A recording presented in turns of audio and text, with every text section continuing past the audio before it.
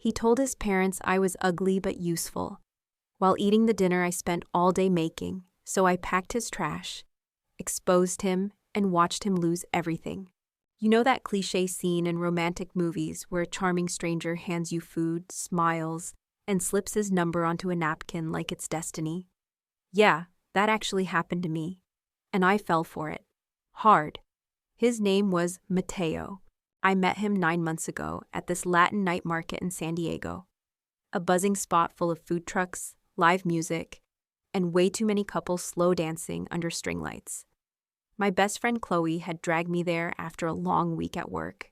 I was waiting in line for empanadas when I first saw him, tall, tan, soft curls falling over his forehead, wearing a rolled-up white button-down like he walked out of a Pinterest board. And that smile? It should have come with a warning label. When I reached the front, he asked if it was my first time there. I said yes, and he handed me an empanada on the house, then slipped me a napkin. I didn't notice until I sat down that it had a number on it. Text me if you like it spicy, smooth. Chloe teased me the entire night. The next morning, I texted him. We started talking, then dating. And just like that, I was hooked. Mateo was everything my past relationships hadn't been.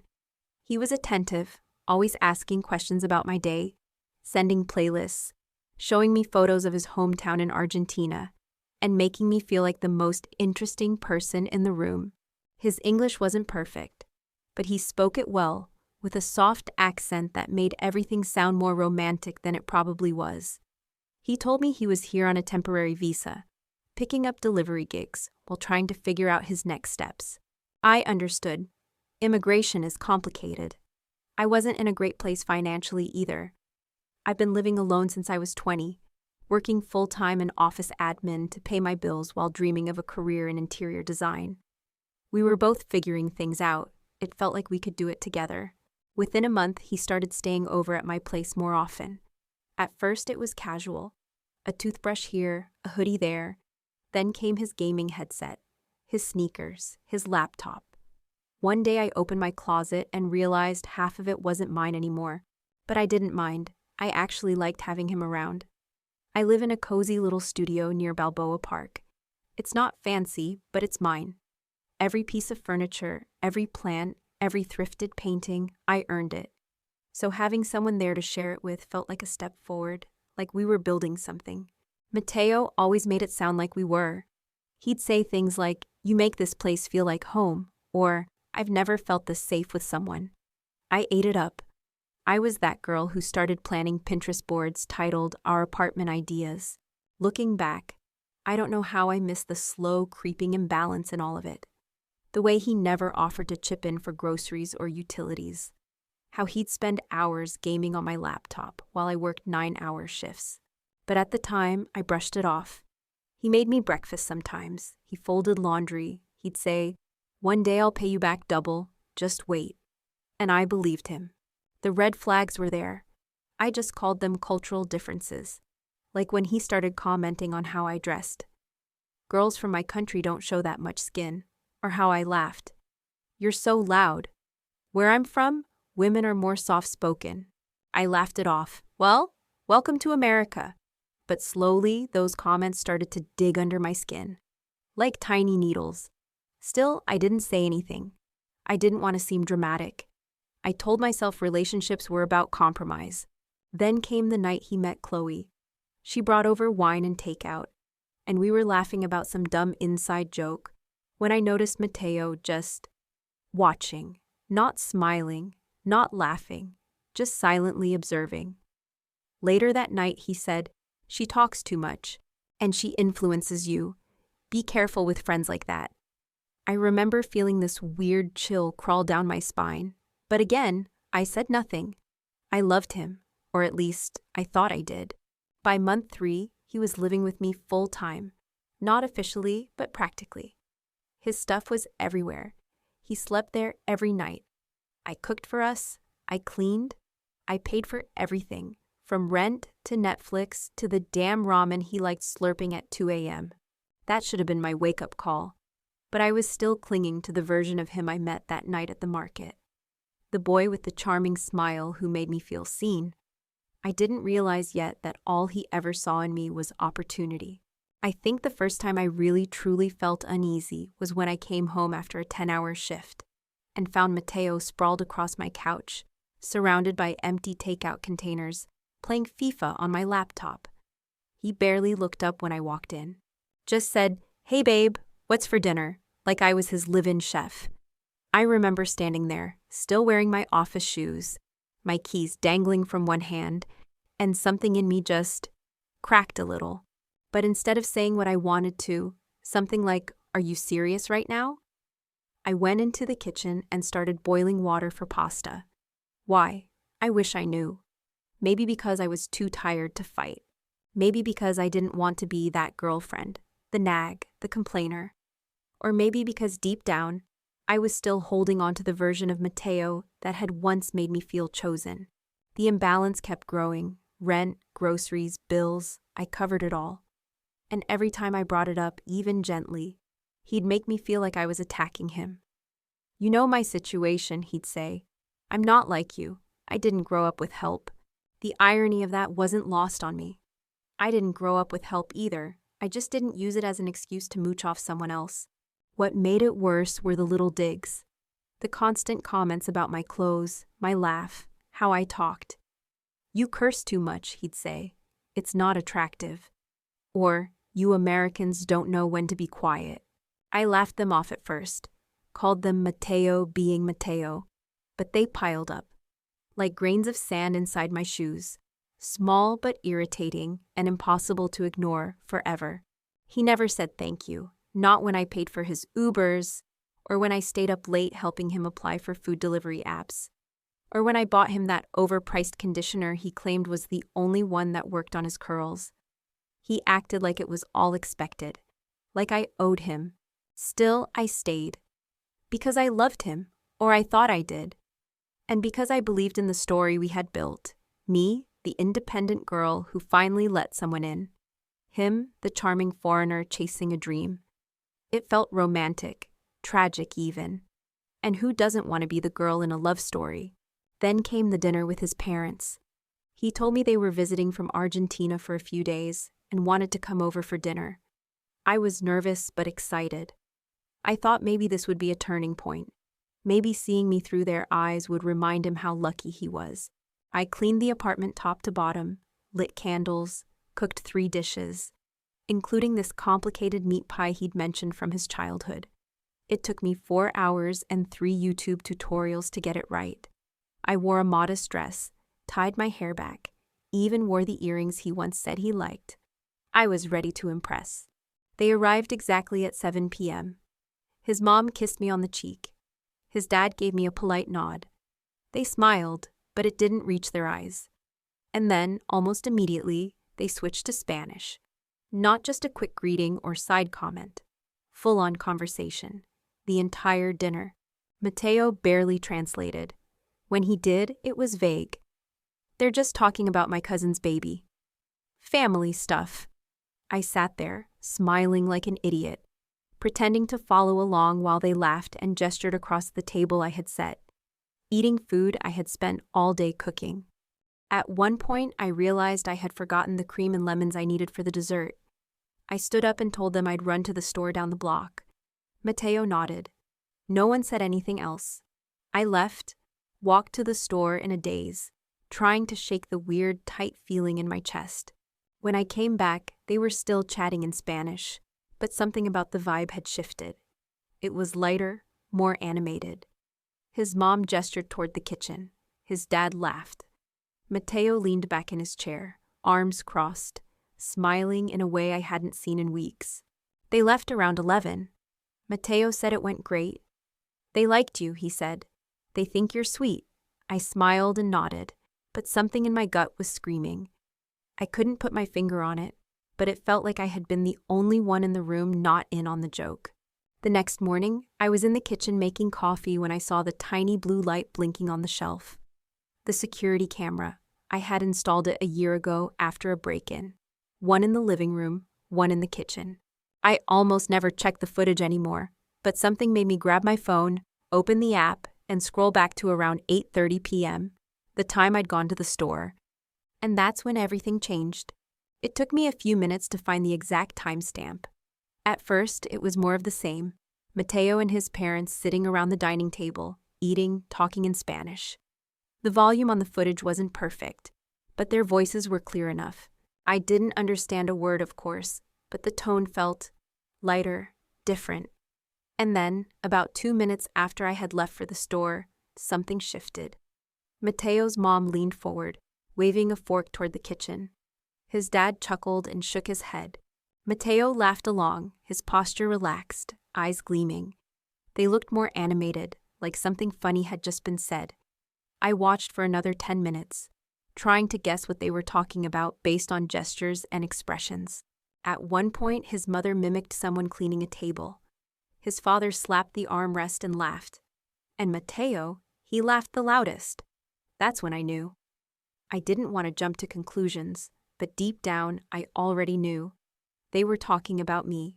My stomach turned. I couldn't stop shaking. I told myself maybe I was overreacting. Maybe it wasn't that bad. Maybe it was all innocent. But I couldn't let it go. That night, after Mateo fell asleep, I uploaded the footage to an online transcription and translation service I'd used before for work. I told myself it was just for peace of mind, that I wouldn't even read the transcript unless something felt off. But I did. And what I read broke something inside me that hasn't quite healed since. His mother had said, "She's not very pretty, but at least she knows her place." She laughed, then added, "She cooks, she cleans, she stays quiet." That's rare in women these days. His father chimed in, "She's like a free maid with benefits. Smart choice, son." And Mateo said, "She's useful. The apartment is always clean. Food's ready when I come home. American girls are easy to manipulate. Just make them feel guilty, and they'll do anything to keep you." There was more, much more. They talked about my job, my body, my clothes. They called my apartment tiny but good enough for a temporary stay. They mocked the food I had spent the entire day preparing. And not once, not for a single second, did Mateo defend me. He laughed with them, agreed with them, joined in. I don't remember how long I sat there staring at my phone. I couldn't cry. I couldn't breathe. It felt like every moment I had spent trying to make him feel welcome, safe, supported, had all been seen as pathetic. I had loved someone who saw me as a convenience, a stepping stone, a joke. And the worst part? He was asleep in my bed, just a few feet away, dreaming peacefully while I sat in the kitchen they had mocked me in. Wondering what the hell I was supposed to do next. For a second, I considered waiting, confronting him in the morning, asking him why, giving him a chance to explain. But then I realized I didn't need an explanation. I had all the explanation I needed. It was in his laughter, in his silence when his parents tore me apart, in his words, "She's useful." I stood up, walked to the bathroom, and stared at my reflection. I looked tired, pale, broken in a way I hadn't seen before. But under all that, there was something else too. Anger, resolve, clarity. I walked to the kitchen cabinet and pulled out 2 big black trash bags.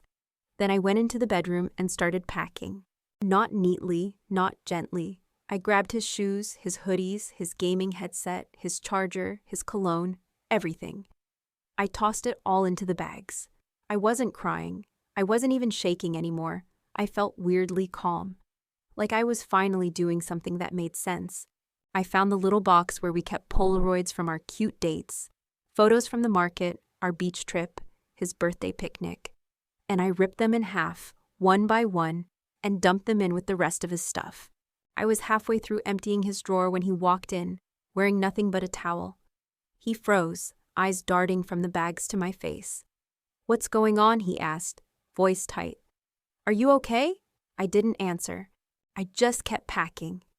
When he reached out to touch my arm, I flinched so hard I knocked over a lamp. The shade dented but didn't break. That's when I looked him dead in the eye and said, "I know what you said. I saw the footage. I had it translated. I know everything." His face changed instantly. First confusion, then panic, then denial. "You don't understand Spanish. You probably misunderstood. It's a cultural thing. We joke differently." My mom didn't mean it like that. When he saw I wasn't buying it, he got angry. You recorded my private conversation? You invaded my privacy? In your own home? What's wrong with you? He stepped closer, yelling now, hands clenched. This is what I get for trusting you? You're insane. I stayed calm, maybe too calm. You have 20 minutes to get dressed and leave, or I'm calling the police. That's when he grabbed my wrist. Hard. You're overreacting, he hissed. This is why women from my country are better. They don't act crazy over nothing. Something snapped in me. I yanked my arm free so forcefully his nails scratched my skin. I shoved him away and repeated, louder this time, 20 minutes, or the cops. He stared at me, red-faced, breathing hard. You're throwing away the best thing that ever happened to you, he said. No one else will put up with you. I laughed. Actually laughed. You didn't put up with me. You leached off me, my apartment, my food, my internet, my kindness. You're not the best thing that happened to me. You're the worst. He stormed into the bathroom to get dressed, and when he came out, he knocked over the table by the door, sending my mail and keys flying. He looked at me one last time and said, You'll regret this. Then he slammed the door behind him. I didn't move for a long time, just stood there, wrists throbbing, mail scattered. The smell of his cologne still lingering. I had never felt so stupid, so violated, so small. But under that, just barely, I felt something else starting to grow. Power. The kind that comes when you finally see someone for who they really are, and decide to never let them near you again. I really thought it was over when he left my apartment with his trash bags full of gamer gear and overpriced cologne. I thought I'd slammed the door on him, and on that entire chapter of my life. But I should have known better. People like Mateo don't go quietly. They linger like smoke after a fire. And sometimes they come back trying to burn the whole thing down again. The day after I kicked him out, I stayed home from work. My wrist was swollen and sore, and emotionally, I was wrecked. I spent most of the day deep cleaning the apartment, wiping down every surface he had touched, airing out the space, throwing away anything that still smelled like him. It felt like a purge, and in a weird way, it helped. Chloe came over that night and slept on the couch just in case he tried something. He didn't. Not yet. What I didn't expect was what came next. The following morning, I got a text from my mom that made my heart stop. Honey, can we talk? Mateo came by yesterday. I couldn't believe it. He had shown up at my parents' house, unannounced, after I blocked him everywhere. He told them I had attacked him, that I was mentally unstable, that I'd kicked him out in a fit of rage and was now threatening him. He even showed them a scratch on his face, one I absolutely did not give him, and claimed I'd lost control. When I got to their house, I brought the receipts, the security footage, the translation, photos of the bruise on my wrist from when he grabbed me. My mom cried while reading it. My dad didn't say a word, just got up and left the house. I knew exactly where he was going. My dad is a retired cop. Calm, level-headed, but terrifying when he wants to be. He found Mateo working at the food delivery hub I had mentioned in passing, walked up to him, looked him dead in the eye, and said, We know what you did. We've seen the footage. You ever come near my daughter again, and I'll make sure you regret it. According to my dad, Mateo turned pale, tried to argue, then shut up.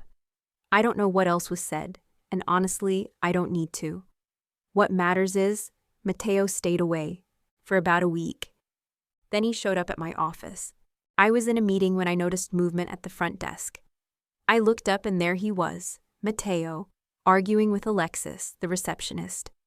I ducked behind a column and texted Ron, the building's head of security, who just so happened to be in the break room. Ron was a former Marine and didn't play around. He intercepted Mateo before he could get past the front desk. They exchanged a few heated words I couldn't hear. Then Ron pointed to the door. Mateo tried to stand his ground, but Ron wasn't having it. He told him to leave the premises immediately, or the cops would be called. As they moved toward the elevator, Mateo turned, looked around like he was searching for me, and shouted, You'll regret this! This isn't over! That's when my boss came out of her office and said gently but firmly, You can take the rest of the day off. I went straight to the police. The officer I spoke to was kind, professional, and surprisingly validating. She said I had every right to feel unsafe, especially after the workplace incident. While he hadn't broken any laws by showing up uninvited, his behavior, combined with the footage and the physical bruise, was enough to start the process for a restraining order. I filed immediately. The paperwork was long, emotional, but I did it. Back at my apartment that night, Chloe stayed with me again. We triple-checked the locks. I installed a chain on the front door and moved a heavy chair in front of it. Not because I thought he'd break in, but because I needed to feel in control.